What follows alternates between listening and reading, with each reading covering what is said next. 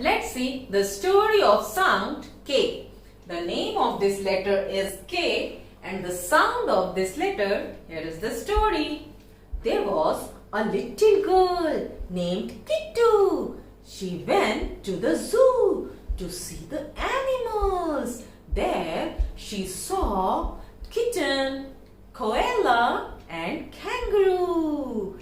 Yes, she found kangaroo very interesting because the kangaroo carries its baby in its pouch. Yes, kangaroo अपने baby को pouch में रखता है and the baby was doing like k k k.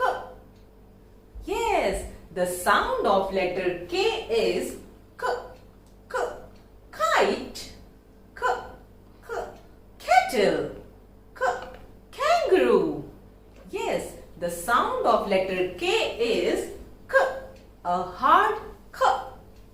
We can say K as the kicking K, kicking K, K, K.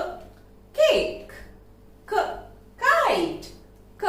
Kettle, K. Kangaroo. Okay, so practice this sound at your home.